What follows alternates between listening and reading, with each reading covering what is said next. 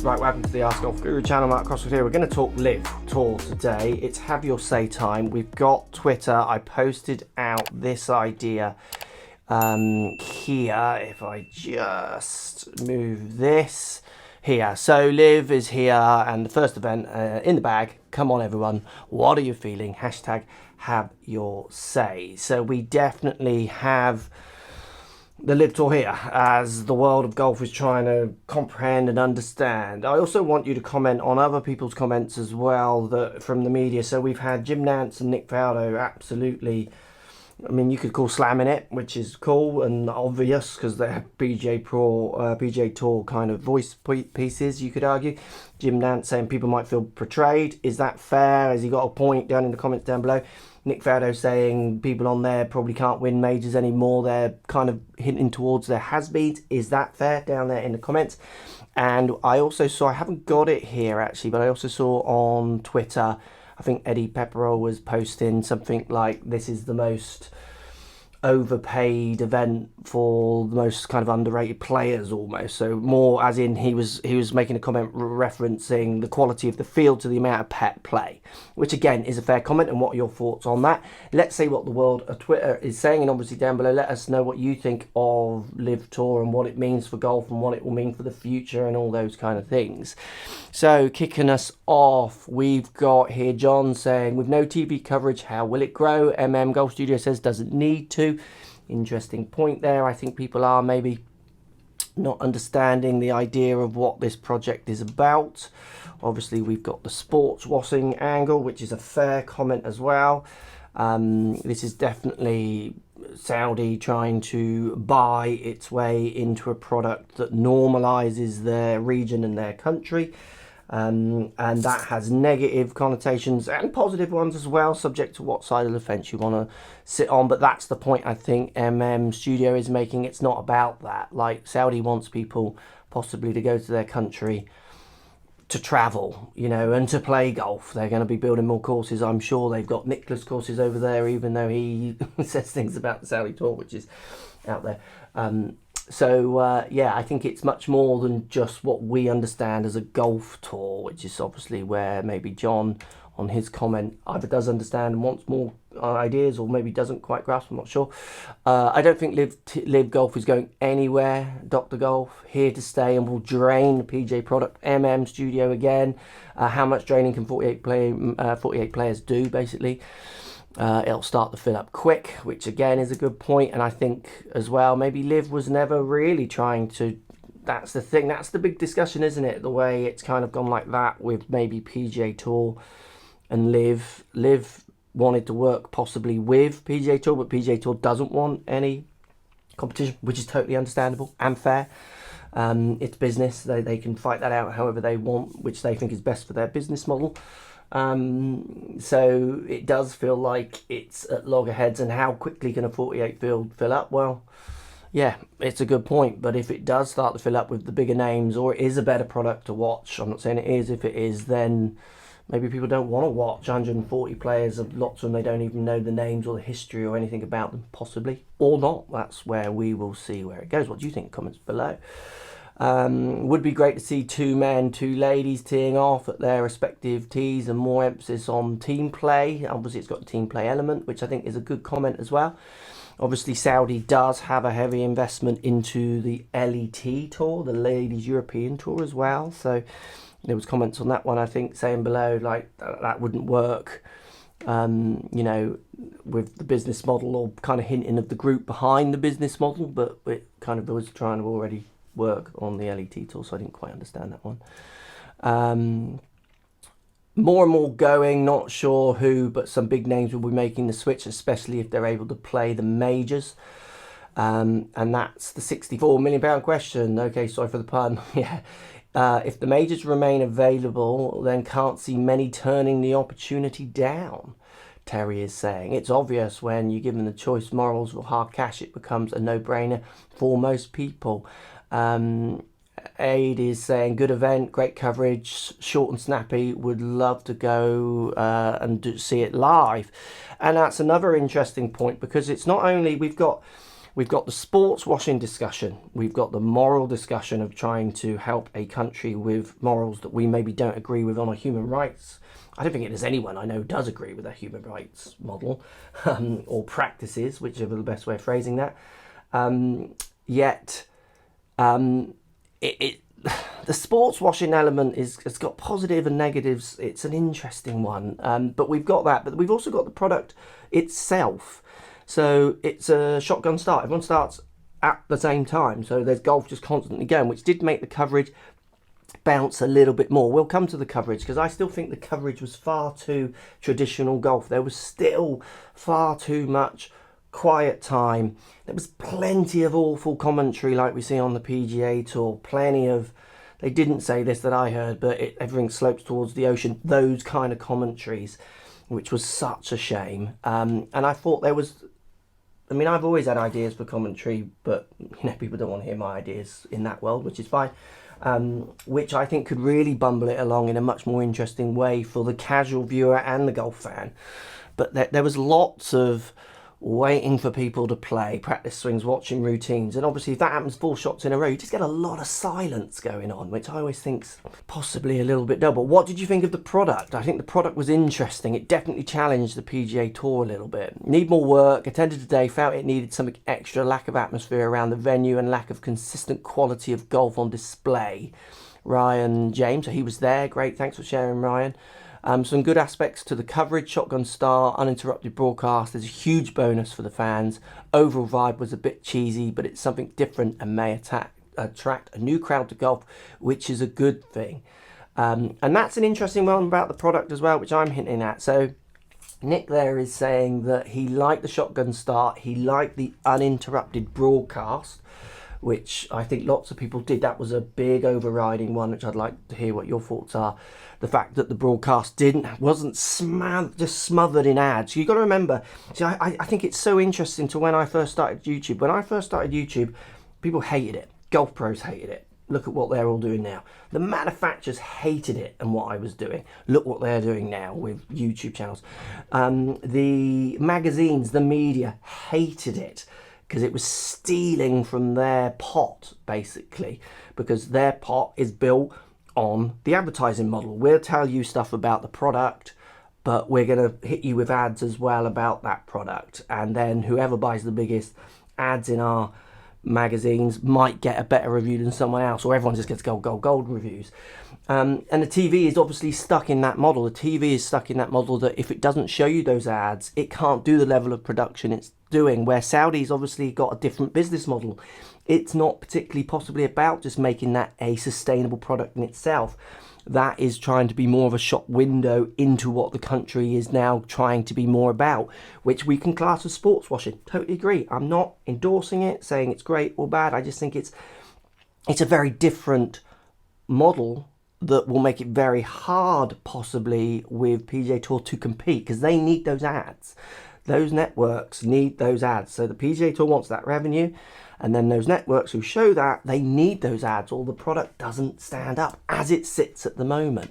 And I saw exactly the same on online coverage. I mean, me for one, I actually watched the LIV Tour, and the reason I watched it is I could just put it on my telly via my computer. That was easy for me. It was in the background most of the day. I kind of dialed in and out when I wanted to. Definitely saw holes in production. Not production. Production was high quality. That's not fair. I definitely saw holes in the product. I thought it was still a bit too golf slow and stale, which was a shame. But the product is, yeah, it's really interesting, I think. What do you think down below? This is fantastic for golf. Ryan is saying evolving is great. I would like to see maybe a split between team games and singles and make it more interesting. 2 days of singles and maybe 1 day of team event. Either way, really enjoyed it. Doesn't Sky Sports have a lot of adverts? Steve said, yeah. Well, that's the point, isn't it? They do. That's the model. That's the model that you've supported by buying your memberships. You all the ones who support that model. That's how their model works. If you buy the magazines, which people don't anymore, that's why they diversified. Magazines and that diversified because people like me came along showing you a different way of doing it, and maybe I think a better way of getting your information. If it still stays that way, I think is really debatable, because I think that's changed over the years as well. And then defining what's better or worse is up to you. Yeah, it needs those adverts. That's the point, isn't it? That's the model that it's built around. So yeah, I think that's got such interesting. So this is a good one as well, which was really filtering out. So acknowledging the caddying unprecedented in the trophy presentation, I believe it grows the game in parents realise the opportunities to get their kids into the caddying program. I think grow the game is used, I don't know what that does for growing the game, but I do think, I've been to so many events, caddies are treated so badly, and also in defence of tournaments. And it's amazing when you get behind the curtains of some of these tournaments, it'll shock you what they're like. They are boys' clubs. Like, it's, I find it so weird when I go to them, how unprofessional at certain levels it is, and how cliquey it is. Like, you've got to be inside it, and then you're not allowed to say anything once you're in, because it upsets the inner circle, but even if it's right or wrong. I also think the caddy world has so much chance to develop, to become more professional in itself. There's so many caddies, I personally think, and I'm not obviously going to win any caddy friends here, who are maybe not the most professional, fit kind of people that maybe are doing the job as good as they can with the present information that's out there. But that's a different pod maybe. So Mark says, and there's a few saying 2 years max and it will go kaput. So he's saying it's going to end, it's going to go. Peter Martin says it's that emoji, which we all know what that means. Didn't like it, doesn't like it, liked it, didn't have to subscribe to Sky to watch it. Some decent golf. Think the course was tough and challenging at some decent players ending over par. Don't know when it started or what rounds are covered, but Side Sports Golf is now available on YouTube as well. Jason Evans. Yeah, well, it's not, is it?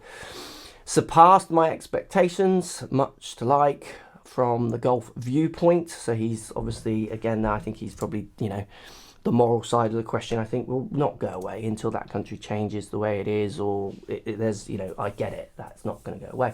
And also, that's an interesting question. What did you think of the press conferences? Obviously, the press conferences, it'll be interesting how they die down over time or not.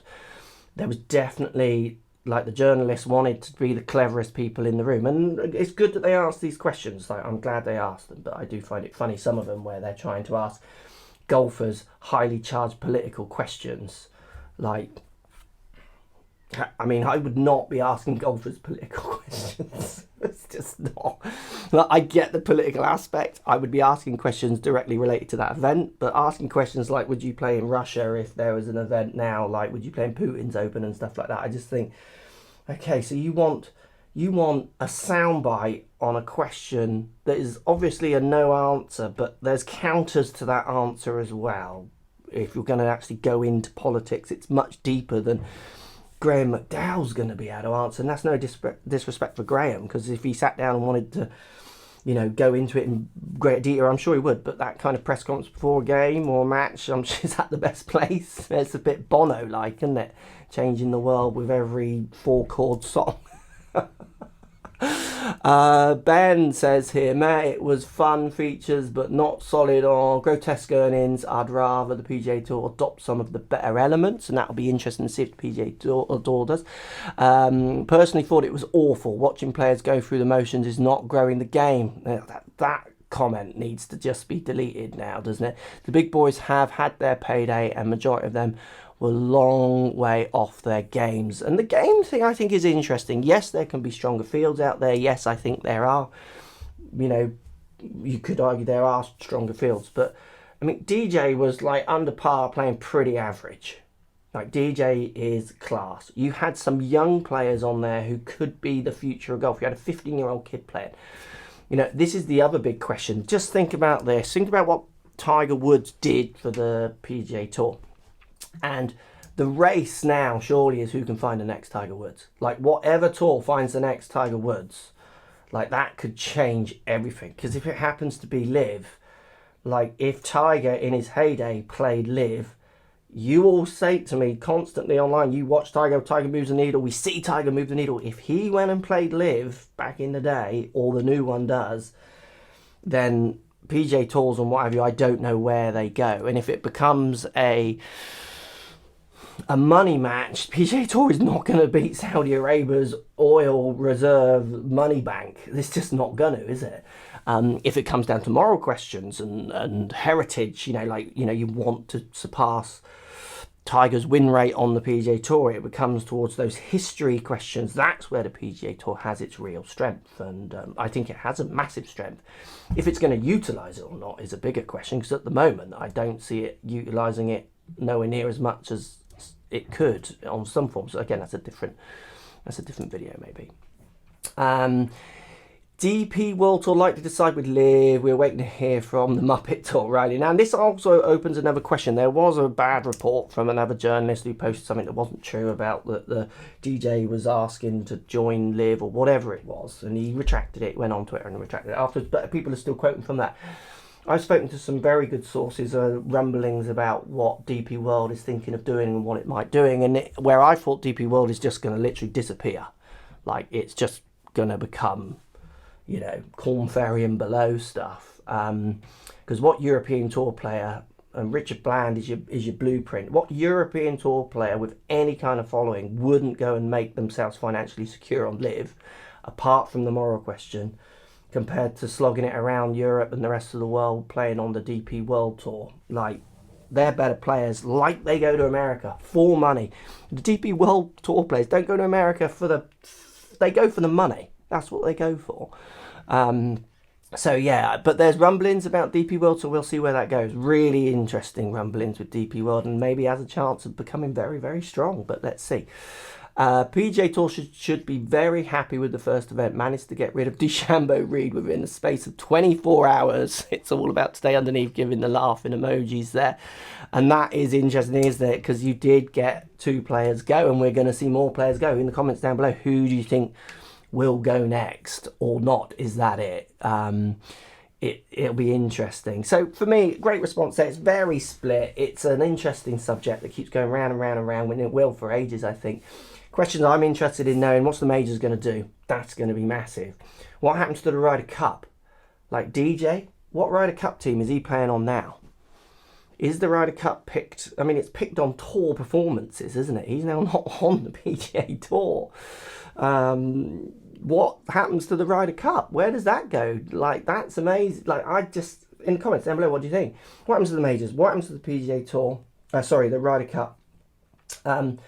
Where did the new amateurs looking now, where are they going? Because that's going to be massive. Rory McIlroy didn't go to tour school. He just got invites, PGA Tour, European Tour, whichever it was, and he made enough money. He finished high enough to compete and keep his card from there on in. The next Rory's getting invites now and starting to, or the hope of the next Rory. Where are they going to play will be massive for the development of these tours. And then also, are we going to see the PGA Tour product change? That's the thing, isn't it? Because the thing I got from this, which was quite interesting, is there definitely was bitterness. Where Jim Nance says he feels betrayed, I think it's fair for us to say, and I'll be interested to see what your comments are saying, that maybe we feel a little bit betrayed by maybe their lack of ability to give us what we've been asking for, and to just keep pushing this cash cow of us of adverts after adverts, not showing us enough shots, talking maybe too much or enough, considerable cliche craziness on PGA Tour coverage, not listening to what the world online is wanting and saying. You could argue that as well. So it'll be interesting to see if the PGA Tour does try to change its product, and it'll be interesting to see if the LIV Tour tries to develop its product, because I still think it was far too close to what we understand golf coverage to be. And I understand there's a balance because you've got to capture that golf audience, but I think that golf audience shows what it wants quite clearly by what it watches online compared to maybe the PGA Tour. In the comments down below, LIV Tour. Last question as well, actually. I know this is packed with questions, so the comments should be going off the spectrum. How will these events work when they're in America? You got to remember, London gets an event like that. We don't get to watch Phil. We don't get to watch DJ very often. You got to go to the Open, or the Scottish Open, or the Irish if they're pre-Open training, practicing, to watch those players. To get them in London was amazing. So that's possibly why the support was quite decent, because we're an audience that wants more golf. Golf's been taken away from the UK audience. It's on a paywall for us to watch on telly. The events are less and less in the UK. It's certainly ones that we want to go and watch with the bigger names like the Americans. When it goes to America, they have their own tour. I mean, if I was the PGA Tour, I'd be playing the Made in America card as hard as possible. Like, this is our tour. This is the American tour. I know how proud Americans are. And if they get behind their country's tour, you could be strong. But the trouble is, if you're one of those people in America who feels betrayed by the lack of love that the PGA Tour gives you because they just ram their adverts at you, well, not the PGA Tour, obviously the networks, maybe you don't care, you've had enough, you just want to have golf how the way you want to watch it. Let me know, comments down below. LIV Tour, I think it's here to stay, it's not going away. What do you think? Where is it going? Is it going that way? Is it going to stay as it is, or is it going to go that way? Who knows? Can't wait to hear your comments.